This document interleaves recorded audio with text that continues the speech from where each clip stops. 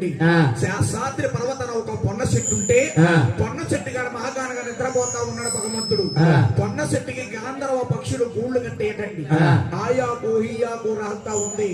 తెల్లవాళ్ళు ఆకు ఆకు రాని గాలి తుఫాన కింద తయారయ్యి ఉళ్ళల్లా పుట్టలు పోసినాయంట భగవంతుడికి. పుట్టలల్లా కూర పుట్టలు పోసినాయి. కూర పుట్టలో భగవంతుడు కొలువు తీరు ఉన్నాడు. కొలువు తీరిన భగవంతుడు ఏమంటున్నాడా? పుట్టలో దేవుడా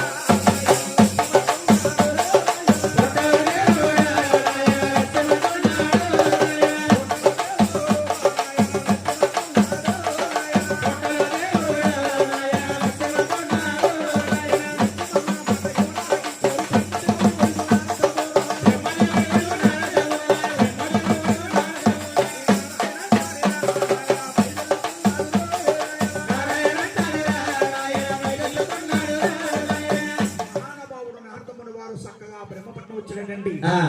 బ్రహ్మపట్నాన్ని బ్రహ్మదేవుడు, ఇంద్రుడు, మునీశ్వరులు, ముక్కోటి మునీశ్వరులు అలా సభ తీర్చి కూర్చున్నారట.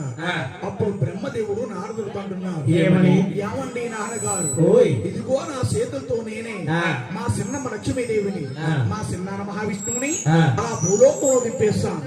ఎవరో గృహ మహర్షి వచ్చి మా చిన్నాన్న ఒక వస్త్రతల మీద తిన్నాడని మా చిన్నమ్మ లక్ష్మీదేవి కోపం నుంచి కొల్లాపురం పట్టణం మీద తప్పతో పట్టింది.